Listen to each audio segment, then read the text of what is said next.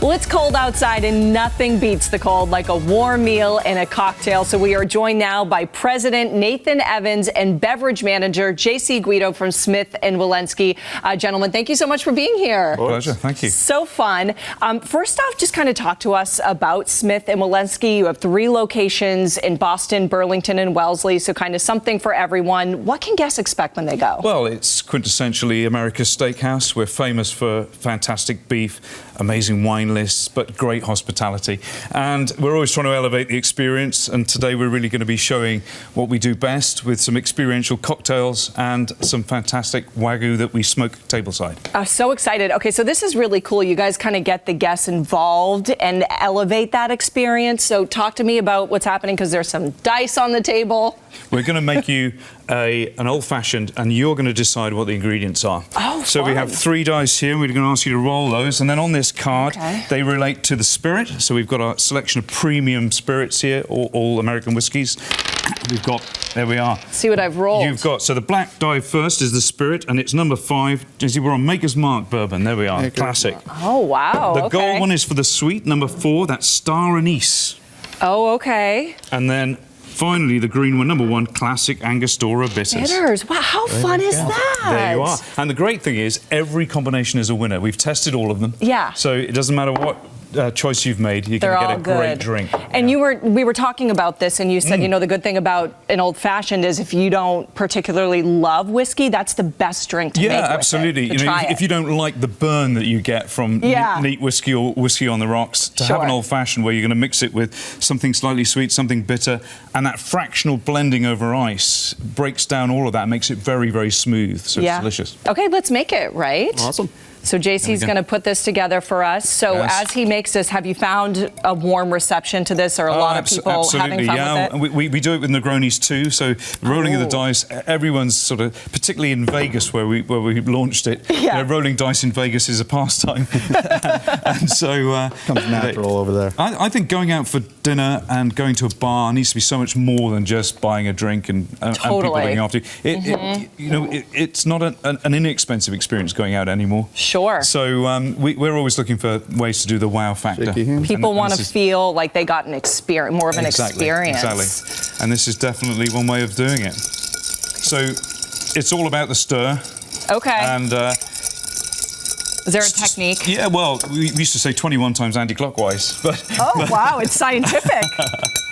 There we go. All depends on how much ice you have, how big the cubes are, how much you're looking to dilute it. Okay. How much are we diluting it for me? We are diluting it about an ounce, about a half ounce worth of water going to be added to the drink. Okay, I can see the orange. Yeah, that looks really pretty. And you're going to get a little bit of fresh orange peel in there too. Oh, lovely. Look at that. And it's a twist to give you the oil on the surface of the drink. Oh, beautiful. Oh, right around the rim. There we go. My goodness. And there we are. Okay. Oh, I'll let you garnish. I'm eager to try. There you are. Okay. See, what do you think of that? Let's see. I could become a whiskey drinker. There you go. I can see how that could become possible. This is delicious. Oh my goodness. Okay, so the second part of this here, we're going to cook up a steak. We are. So we're going to reset, enjoy our old fashioned, and then we'll be back. Perfect. Fantastic. Okay, so we are back here for the second half of our segment. It smells amazing. I wish we had smell-o-vision. I truly do. Cooking up one of the specialties here, which is the Wagyu steak. We are joined by Chef Jose Paz Artiga and, of course, Nathan once again. This is just, I mean... It smells great, doesn't it? I wish it was a candle or something. It smells so, so good. So, Chef, if you want to kind of walk us through what you've done here, because we're almost at the end process. Yeah, first of all, we season the steak, salt, pepper, nicely done. So, and then we put some oil, heat it up, and then we put the steak and get that nice and golden brown you're looking for, and some little thyme rosemary for extra flavor. Okay. And now you're blasting some butter on it for get a different texture, more creamy steak. Yeah, okay, so I saw you added the butter at the end, so wait to do that a little bit. That's the last thing you have to do, and the way the butter gets inside the steak and get extra flavor. Like soaks it all up. Nut brown. Oh my goodness, and you get a nice color on it.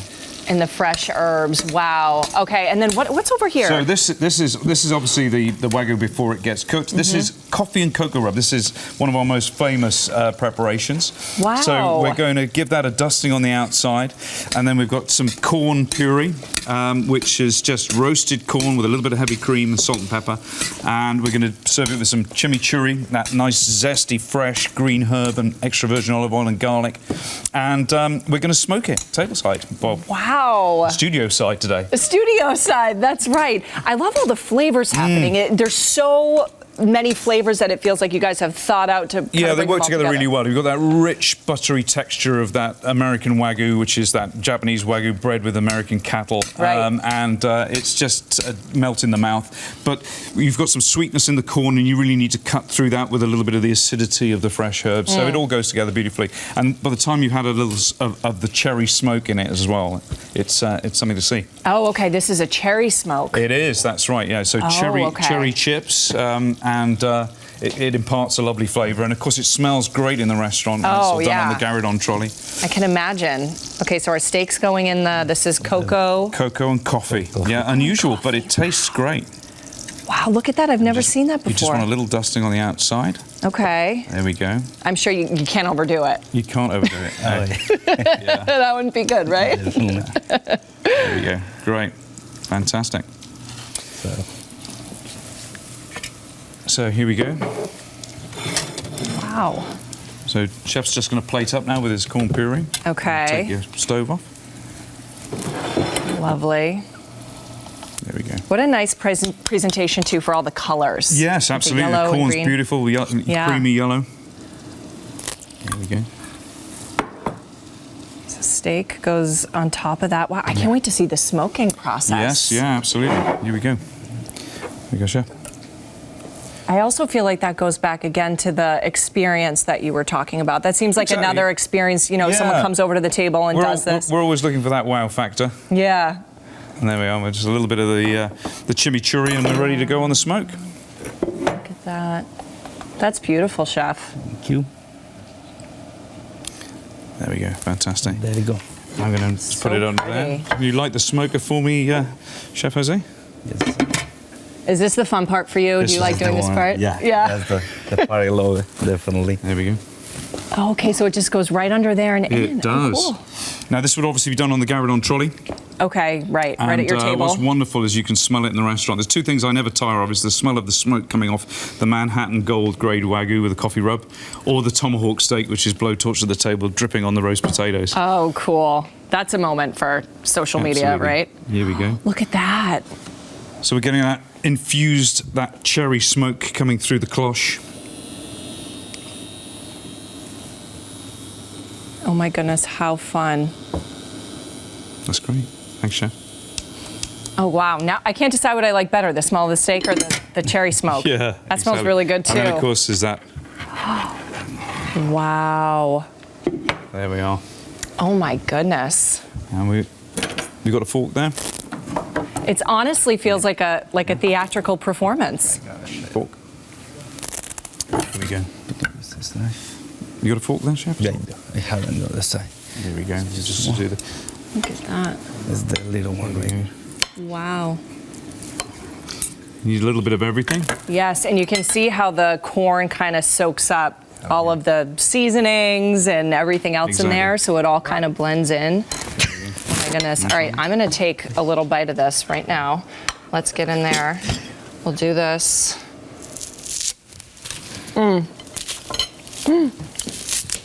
You're going to have to say bye for me. That is so good. Well, thanks very much. We've got Nathan, Chef, Jose, and JC. Come and JC from Smith and Wollensky. Oh my goodness, this is so Come good. and see us soon, either at Wellesley, Burlington, or Boston Atlantic Wharf. There you go. See you then.